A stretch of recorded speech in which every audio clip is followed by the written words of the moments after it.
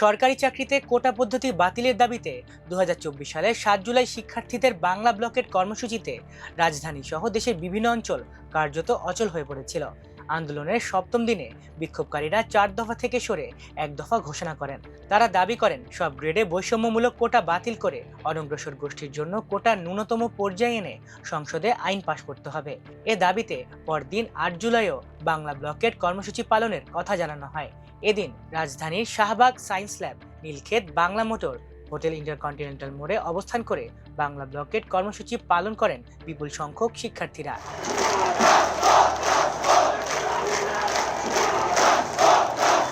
শেরেবাংলা কৃষি বিশ্ববিদ্যালয়ের শিক্ষার্থীরা আগারগাঁও মোড়ে অবস্থান নেন। ইডেন কলেজের শিক্ষার্থীরা নীলক্ষেত মোড়ে অবস্থান নেন। আন্দোলনকারীরা রাজধানীর বেশ কিছু গুরুত্বপূর্ণ সড়ক ও মোড়ে বিক্ষোভ করেন। এতে যানজটে সপ্তাহে প্রথম কার্যদিবসে স্থবির হয়ে পড়ে পুরো ঢাকা।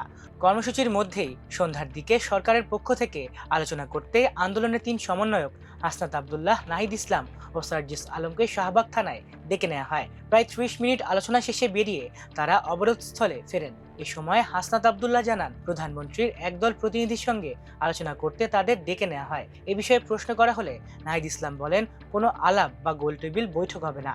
আমরা অনেক আলাপ করেছি, আলাপের দিন শেষ হয়ে গেছে। বিনিময়ে আমরা পেয়েছি প্রহসন। এবার আর প্রহসন মেনে নেওয়া হবে না। আমাদের বলা হচ্ছে এটা সাব জুডিশিয়ারি ম্যাটার। নির্বাহী বিভাগের কাছে জানতে চাই কেন পরিপত্র বাতিল হলো, কেন তৃতীয় চতুর্থ শ্রেণীতে কোটা বাতিল হয়নি। সরকারের কাছে নতুন পরিপত্র জারির সুযোগ রয়েছে। সব গ্রেডে কোটার সংস্কার করতে হবে। ওই দিন কোটার বিষয়টি সর্বোচ্চ আদালতে নিষ্পত্তি করা উচিত বলে মন্তব্য করেন তৎকালীন প্রধানমন্ত্রী ফ্যাসিস্ট হাসিনা। গণভবনের অনুষ্ঠানে তিনি বলেছিলেন, হাইকোর্টের রায়ের বিরুদ্ধে এভাবে আন্দোলন করা তো সাবজুডিশ। আমরা সরকারের থেকে এই ব্যাপারে কোনো কথা বলতে পারি না, কারণ হাইকোর্ট রায় দিলে সেটা হাইকোর্ট হয়েই আবার আসতে হবে।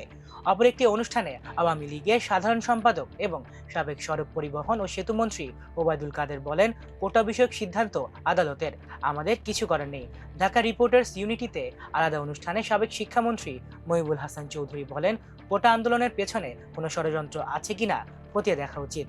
7 জুলাই 4 দফা দাবি থেকে সরে এসে এক দফা ঘোষণা করেন আন্দোলনকারী শিক্ষার্থীরা। আন্দোলনের সমন্বয়ক হাসনাত আব্দুল্লাহ বলেন, সব গ্রেডে অযৌক্তিক ও বৈষম্যমূলক কোটা বাতিল করে সংবিধানে উল্লেখিত অনগ্রসর গোষ্ঠীর জন্য কোটাকে ন্যূনতম পর্যায়ে এনে সংসদে আইন পাশ করতে হবে। দাবি মেনে নিলে আজই আমরা পড়ার টেবিলে ফিরে যাব। পরদিন 8 জুলাইও সারা দেশে বাংলা ব্লকের কর্মসূচি ঘোষণার পাশাপাশি অনির্দিষ্টকালের জন্য ক্লাস পরীক্ষা বর্জন করে ছাত্র ধর্মঘট অব্যাহত রাখার কথা বলা হয়। মধ্যরাতে নতুন কর্মসূচি ঘোষণা করেন আন্দোলনের অন্যতম সমন্বয়ক নাহিদ ইসলাম। সরকারকে উদ্দেশ্য করে তিনি বলেন, দাবি মেনে না নিলে 100% কোটা দিয়ে দেন। ঘোষণা করে দেন এটা কোটাধারীদের দেশ। কোটা নিয়ে প্রধানমন্ত্রীর বক্তব্যের প্রসঙ্গ উল্লেখ করে নাহিদ বলেন, আমাদের আদালত দেখিয়ে লাভ নেই। আমরা সংবিধান স্বীকৃত বিষয়ে আন্দোলন করছি। আন্দোলনে একাত্মতা জানিয়ে বিক্ষোভ ও অবরোধ কর্মসূচি পালন করেন রাজধানীর শেরেবাংলা কৃষি বিশ্ববিদ্যালয়ের শিক্ষার্থীরাও। তারা রাজধানীর আগারগাঁও মোড় অবরোধ করেন। ঢাকা আরিচা মহাসড়ক অবরোধ করেন জাহাঙ্গীরনগর বিশ্ববিদ্যালয়ের শিক্ষার্থীরা। চট্টগ্রাম নগরীর 16 শহর 2 নম্বর গেট ও লালখান বাজার এলাকায় সড়ক অবরোধ করেন চট্টগ্রাম বিশ্ববিদ্যালয় সহ বিভিন্ন শিক্ষা প্রতিষ্ঠানের শিক্ষার্থীরা। ঢাকা চট্টগ্রাম মহাসড়ক অবরোধ করেন কুমিল্লা বিশ্ববিদ্যালয়ের শিক্ষার্থীরা।